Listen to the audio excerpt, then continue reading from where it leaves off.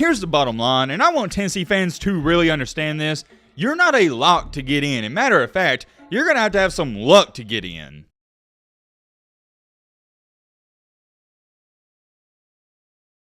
Ho, ho, ho, Merry Christmas! The new CFP rankings finally came out last night after I had to stay up to dang near midnight after watching that Kentucky and Michigan State basketball game. Me personally, I wasn't too mad about the game going into double overtime. I actually really enjoyed it. But I know for the most part, there's a lot of people that don't care about college basketball, and they was just wanting to see the rankings.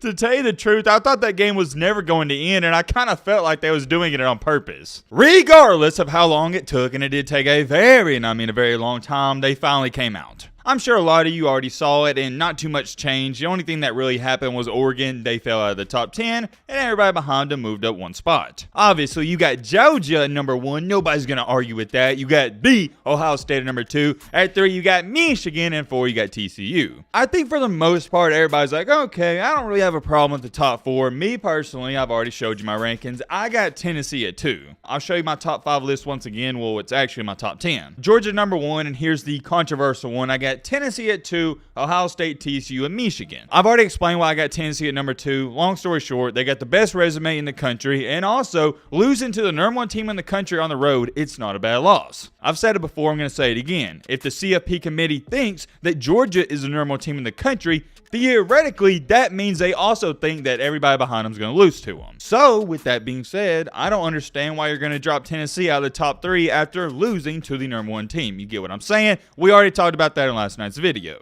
If you want my more in-depth explanation on the Michigan-Ohio State drama and Georgia-Tennessee drama, I talked all about it in last night's video. Go check it out. I have the same argument for the Ohio State and Michigan. Doesn't make sense to me for the loser of that game to drop out of the top 3 because you're saying, hey, Michigan and Ohio State, they're top 3 teams. So why should a loser fall out of the top 3? Yes, if Ohio State was ranked 21 in the country and Michigan loses to them, of course, drop out of the top 4. But if Ohio State, in your mind, is a top 2 team, why is Michigan falling? Like I said, not going to dive into all that, talked about in last night's video. Get a move on, Matt. In today's video, we're dedicating every single second of it to talk about Tennessee. Oh yeah, by the way, I know I've been forgetting a lot lately. We're not doing no intro. It's simple. If you like the content, consider subscribing. If you don't like it, don't subscribe. If you are subscribed, I greatly appreciate you. All right, Matt, blah, blah, blah, shut the crap up. Now, without further ado, get back into it. Let's take a look at the rankings. There is only 7 teams that have a chance of getting into the playoff. Once you get past USC, who is currently ranked 7th, and I think they're sitting pretty. Talk about that in just a second. Alabama, Clemson, everyone behind them, they're not getting in. I'm sorry, Alabama fans. I'm not here to play this what-if game. If this happened, and this happened, and this happened, and this happened, and this happened, you can get in. Not here to do that, because in reality, there's like a 0.001% chance. And also for Clemson, you're not a top 4 team. I told you that at the beginning of the year, and it still holds true. Until Dabo Swinney develops some big kahunas on him and tells DJ Ugabadoogie he's not starting, Clemson will never be in the top 4. And to be honest, I don't even think it's just a quarterback problem with Clemson. They got a lot of other crap going on, but it starts with the QB. Anyways, taking a look at the top 7 teams, all of these teams except for one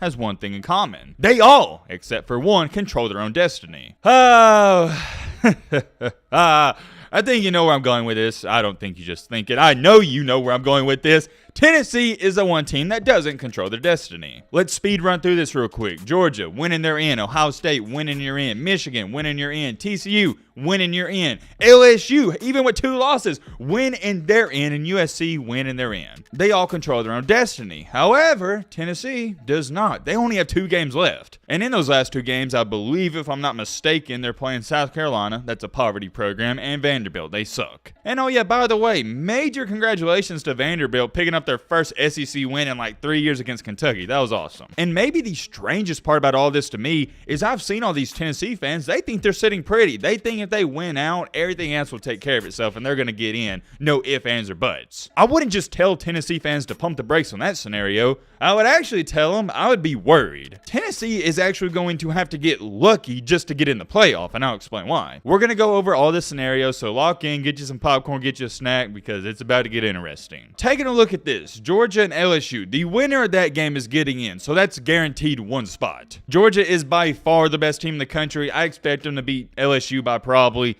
20-something points. So we're just going to go on a limb here and say Georgia wins that game. We'll talk about what happens if LSU wins in just a second. But for right now, we'll say Georgia wins that game and Ohio State beats Michigan. That's 2 teams right there. 2 spots are already locked away, and there's only 2 left. The way it's looking for TCU, I would also pick them to win the rest of their games. So let's say TCU wins out. They're getting in. That's 3. There's only 1 spot left, but, and I have a big but, you got to take a look at this. 2 spots behind Tennessee at number 7, you got USC minding their own business, lurking in the background. And well, what do you know? USC this Saturday, they have a top 20 matchup. That's going to be a resume building win. And also after that, they have another top 20 matchup against Notre Dame. USC beats 2 top 20 teams in back-to-back weeks. Yeah, that's going to matter. And also, they're going to be in the Pac-12 championship. And in that Pac-12 championship, they're also going to play another ranked team. So that's going to be 3 straight top 25 wins. I'm also assuming that USC is going to win these games. And if I was a betting man, which I'm not, I would pick USC to win all these games. I don't think anybody in their right mind is picking UCLA or Notre Dame to upset USC. Maybe you are, but I'm just going to say USC is going to win. I believe USC will win. Caleb Williams and Lincoln Riley, they get the job done. A USC team that wins 3 straight top 25 matchups and wins their conference, they're a conference champion, which does matter.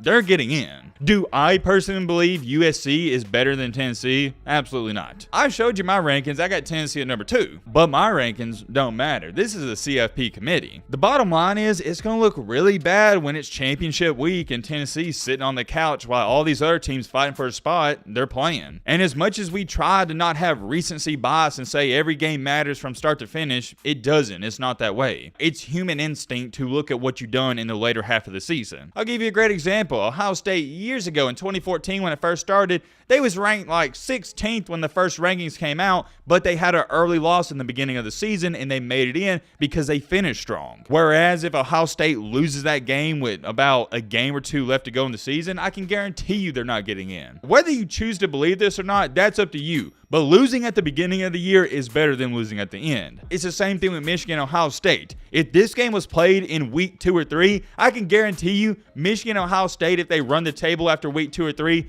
whoever loses the game, both of them more likely would get in. But since the game is played so late in the season, you can't even justify putting a team in that just lost. You see what I'm saying? I say that to say this. USC running off 3 straight top 25 wins in the later part of the season, yeah, it's going to matter a ton. USC will jump Tennessee, and I don't even think USC has to put up style points. They just got to win the game. The scenario I just laid out for you, that is the most logical one. Georgia winning, Ohio State winning, TCU winning out, and also USC winning out. But let's look at it from a different perspective. Let's say, for example, what if TCU loses? This one's a little more interesting to me because once again, I don't think Tennessee's a lock to get in. Because if TCU loses, then you're going to see this conversation. Well, if Michigan loses to Ohio State by 3 points, why should Michigan fall the top 4? You see what I'm saying? The loser of the Michigan-Ohio State game is not out of the race.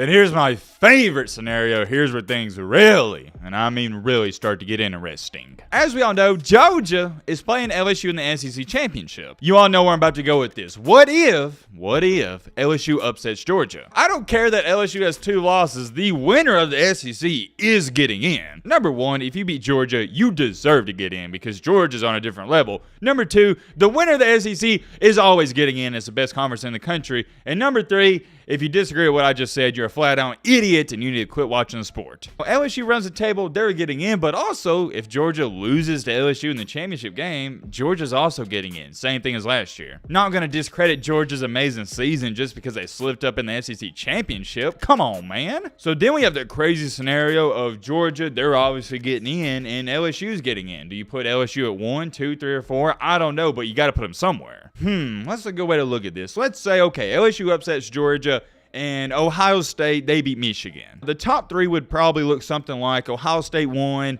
LSU 2, and Georgia 3. Well, in that scenario, if TCU wins out, of course, they're going to get that 4th spot. Well, what if TCU loses? Then, once again, it's going to come down to the similar situation we talked about. Is the Pac-12 champ with 1 loss USC getting in, or Tennessee? I'm going to tell you this right now. If LSU upsets Georgia and they both get in, there is no way in heck they also put Tennessee in. Not a single chance. Once again, I think Tennessee is better than USC, but 3 SEC teams in a 14 playoff, not going to happen. I don't think it's right to look at it from a standpoint, hey, we we don't need 3 teams from one conference in there, but you know that's what they're going to talk about. It would just drive the rest of the country crazy, and honestly, it's why we already need to expand to 12 teams. But, and I have to go back to this, the committee's been good with this. They normally, for the most part, every single year have gotten the best 4 teams in my humble opinion. The job of this playoff isn't to make people happy, it's to get the 4 best teams in. So for some reason, if the SEC has 3 out of the 4 best teams in the country, they should get in there. It doesn't matter if it makes people mad. But for all my college football fans out there, I'm asking you, do you really think the committee would have big enough balls to put Tennessee in over a Pac-12 champ and loss? I don't think so. I think the committee has some balls, but not big enough balls to do that. Here's the bottom line, and I want Tennessee fans to really understand this.